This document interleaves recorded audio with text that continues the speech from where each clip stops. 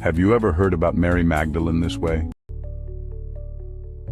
Today, as we look again at Mary Magdalene, we realize her story is still being written, not with ancient quills or hidden scrolls, but through the voices of all those brave enough to seek her beyond the labels. She represents a call to truth, a reminder that faith is not built on appearances, but on deep experiences, real encounters, and true transformation.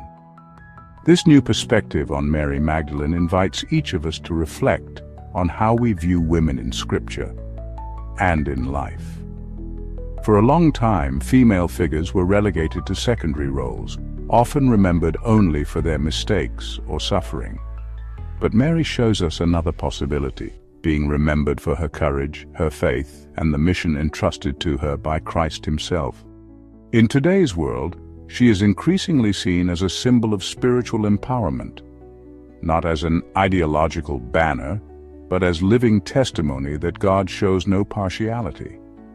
He chooses whomever he wills, however he wills, regardless of labels, judgment, or human structures. Mary Magdalene is for many a bridge between tradition and the renewal of faith.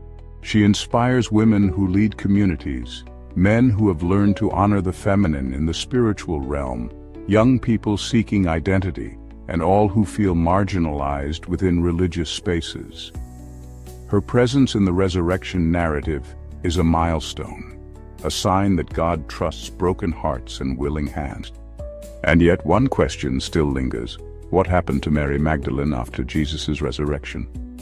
The Bible doesn't give us many details, but there are oral traditions, stories preserved in ancient Christian communities, and non-canonical texts that suggest Mary continued proclaiming the gospel in various regions, possibly even outside of Palestine.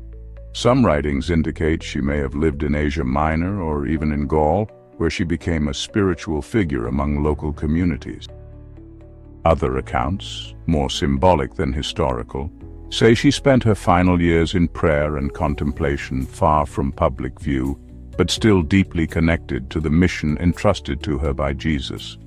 Whether literal truth or pious tradition, all these stories share one common thread. She never stopped believing. And that's why, Mary Magdalene's legacy lives on. Because her life was not just marked by one moment of deliverance. It was shaped by an entire journey of steady faith, quiet service, and unshakable courage.